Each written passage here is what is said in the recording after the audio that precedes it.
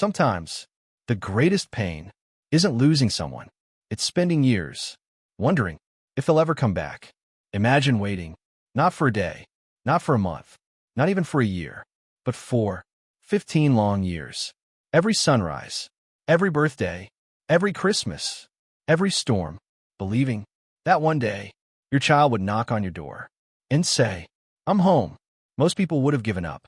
He never did, because he was a father. And fathers have a strange way of believing, even when the world tells them to stop. His name was Michael, a quiet man who lived alone in a small wooden house at the edge of an old town. Every morning, he opened the curtains, looked down the empty road, smiled to himself, then quietly whispered, "Maybe today." The neighbors felt sorry for him. Some called him foolish. Others said, "He isn't coming back."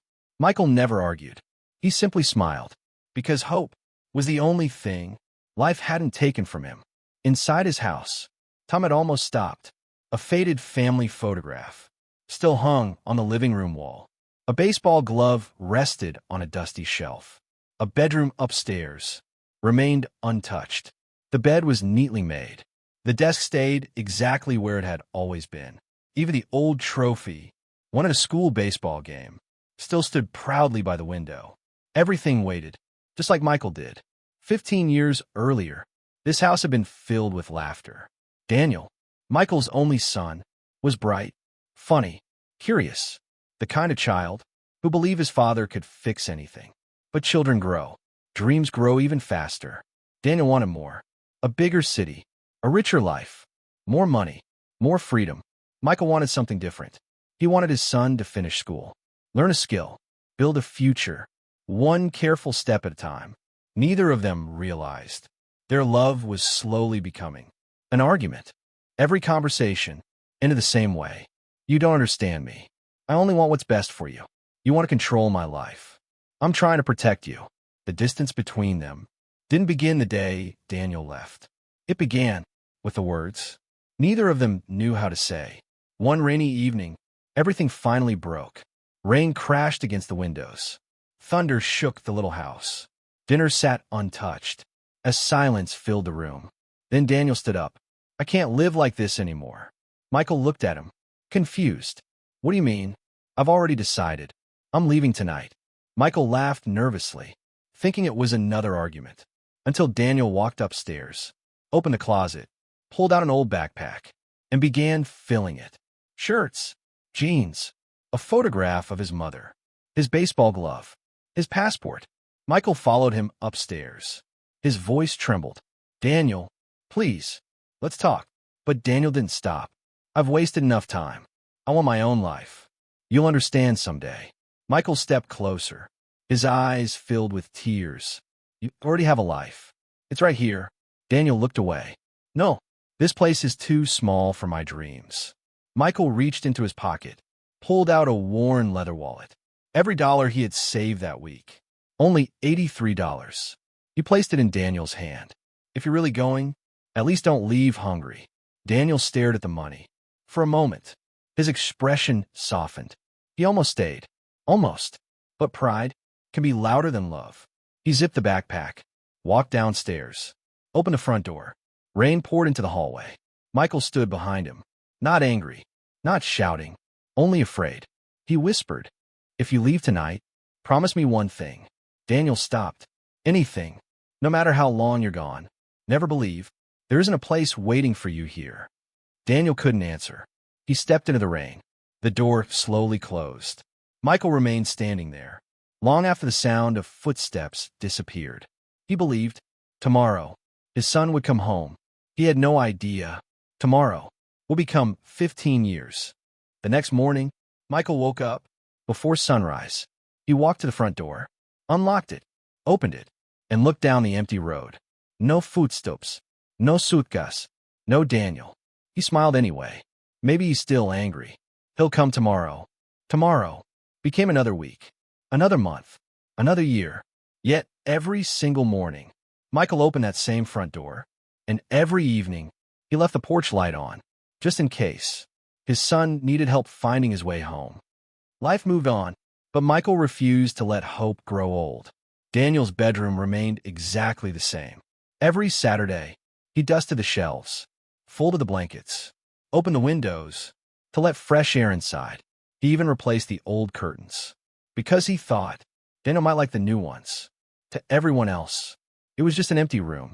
To Michael, it was a promise that one day his son would sleep there again. On Daniel's 18th birthday, Michael baked a small chocolate cake. He placed 18 candles on top, lit every single one, sat alone, across from an empty chair. He sang, "Happy Birthday," with tears running down his face. When the candles burned out, he whispered, "Happy birthday, son, wherever you are." Every Christmas, there were still two gifts beneath the tree. One was for Michael. The other always carried the same name, Daniel. Year after year, the wrapping paper changed, but the gift remained unopened. Eventually, the neighbors stopped asking. They stopped believing. Some even laughed. "He's wasting his life. That boy has forgotten him." Michael never became angry. He simply answered, "A father doesn't stop loving just because his child stops calling." Years passed. The house grew older. The wooden fence began to crack. The roof leaked during heavy rain. Money became harder to earn. Michael's hands, once strong enough to lift heavy boxes, now shook while pouring a cup of coffee. His eyesight slowly faded. Walking became painful. But every evening, no matter how tired he felt, he walked to the front porch, sat in the same wooden chair, and watched the road, waiting, always waiting. Hundreds of miles away, Daniel's life looked perfect. A successful job, a modern apartment, expensive watches, luxury cars, friends who admired him. On social media, he looked happy, but photographs never tell the whole story. Every birthday, he remembered the father he never called. Every Christmas, he imagined an old man, sitting alone. Every Father's Day, he picked up his phone, found Michael's number, pressed the first few digits, then stopped. Fear always won. What if he hates me? What if it's too late? So he put the phone away. Again, and again, and again. One evening, Daniel attended a business dinner. Everyone laughed. Families celebrated together. A little boy suddenly ran across the restaurant, straight into his father's arms. "Dad!" The father lifted him into the air. Both of them laughed. For a moment, everything around Daniel disappeared. He wasn't looking at strangers anymore. He was remembering himself. A little boy, running toward Michael after school, holding a baseball glove, begging his father to play. Just one more game. Daniel quietly left the restaurant, sat alone inside his car, and cried for the first time in 15 years. Days later, his phone rang. It was an unknown number. He almost ignored it, but something told him to answer. "Hello." A gentle voice replied. "Is this Daniel?" "Yes. My name is Emma. I've been your father's neighbor for almost 20 years. Daniel's heart skipped a beat. "Is he okay?" There was a long silence. Then she quietly said, "He still waits for you." Every single day, Daniel closed his eyes, unable to speak. Emma continued, "Yesterday, he fell while repairing the old mailbox. The doctor says he's getting weaker. But do you know what he asked me?" Daniel whispered. "What?" "He asked me to make sure the porch light still worked." Daniel couldn't understand. "Why?" Emma's voice broke. "Because he said, if his son comes home at night, he doesn't want him to think nobody is waiting." Those words hit harder than anything Daniel had ever heard. Not success, not failure, not regret, nothing. For 15 years, his father had never stopped believing, even when everyone else had. Daniel slowly looked toward the family photograph, still tucked inside his wallet. The same photograph he had carried since the day he left. His hands began to shake. He finally realized he hadn't been running toward a better life. He had been running away from the only person who had loved him without asking for anything in return. And in that moment, Daniel made a decision that would change both of their lives forever. Daniel didn't wait until morning. He didn't pack a suitcase. He didn't call anyone. He grabbed his car keys and left. The city lights disappeared behind him. Miles of empty highway stretched ahead. The rain began to fall, just like it had 15 years ago. Hour after hour, his mind replayed the same memories. His father teaching him how to ride a bicycle. His father cheering louder than anyone at every baseball game. His father working late into the night, only to pay for Daniel's school books. And then, the last memory, a trembling hand, holding out $83. If you're really going, at least don't leave hungry. Daniel gripped the steering wheel so tightly, his knuckles turned white. I was so blind, he whispered. I thought he was holding me back, when he was the only one, holding me up. Just before sunrise, Daniel finally reached the old neighborhood. Nothing had changed. The same narrow road, the same white fence, the same wooden mailbox. Only everything looked older, slower, as if time itself had grown tired. He stepped out of the car. His legs felt heavy. Every step toward the house felt like walking through 15 years of regret. Then, he saw it, the porch light, still glowing, even though the sun was beginning to rise. Daniel's eyes filled with tears. His father had left it on. Again, he stood before the old wooden door, the same door he had slammed shut 15 years earlier. His hand trembled. He wanted to knock, but fear stopped him. What if his father no longer wanted to see him? What if he was too late? After a long silence, he gently raised his hand. 3 soft knocks echoed through the quiet house. Then, nothing. No footsteps. No voice. Only silence. Daniel felt his heart sink. He knocked again. This time, a little louder. Slowly, he heard footsteps. Weak, careful, dragging across the wooden floor. The lock turned. The door opened.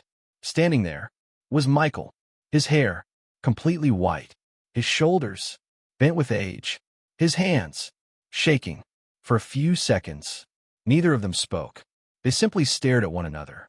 15 years disappeared in complete silence. Then Daniel finally whispered, "Dad." The old man's eyes filled with tears. A gentle smile appeared on his face. The same smile Daniel remembered from childhood. Michael reached out, touched his son's face, just to make sure he wasn't dreaming. Then, with tears rolling down his cheeks, he softly said, "I knew you'd find your way home." Daniel fell to his knees. "I am sorry for every birthday I missed, every Christmas, every phone call I never made. I'm so sorry." Michael didn't ask where he'd been. He didn't ask why he'd left. He didn't ask for an explanation. Instead, he wrapped his arms around his son as tightly as he could and quietly whispered, "You're home now. That's all that matters." That morning, for the first time in 15 years, 2 cups of coffee sat on the kitchen table. The empty chair was empty no longer. They laughed. They cried. They remembered stories. Neither of them had forgotten. Daniel noticed something. Beside the window, a stack of small envelopes. Every one of them had his name written on the front. Hundreds of letters. One for every birthday, every Christmas, every New Year. Letters that had never been sent. Michael smiled. "I stopped mailing them years ago." Daniel looked confused. "Why?" Michael answered, "Because I realized you didn't need a letter. You only needed to know there would always be someone waiting." Daniel opened one. It read, "No matter how far life takes you, this house will always be your home. Asterisk, and I will always be your father." Asterisk. Daniel couldn't hold back his tears. Not anymore. Over the following weeks, he repaired the old fence, painted the front door, fixed the leaking roof. Every evening, he and Michael sat together on the porch, watching the sunset, just as they should have. Years ago, people often asked Michael, "How did you know he'd come back?" The old man smiled and answered, "Because love never keeps score. It simply waits." Months later, the little house was filled with laughter once again, not because the past had been erased, but because forgiveness had made room for a new beginning. Daniel finally understood success isn't measured by the size of your house or the money in your bank account. It's measured by the people who leave the porch light on, even after you've given them every reason to turn it off. So if someone you love is still alive, don't wait for the perfect moment. Don't let pride steal another year. Pick up the phone, knock on the door, say the words you've been saving, because one day you may arrive and discover the porch light is no longer shining and some doors, once closed forever, never open again. If this story touched your heart, don't forget to like this video. And if you believe that family, love, and forgiveness still matter, subscribe to the channel. Because every week, there's another story that might change the way you see the world. Until next time, take care of the people who are still waiting for you. See you in the next story. Red Heart. Já feed out be emotional version. Before you leave, I have one small favor to ask. If this story reminded you of someone you love, give this video a like. And if you enjoy emotional stories that stay with you, subscribe and join our family, because the next story may be the one you'll never forget. Thank you for watching. Red Heart.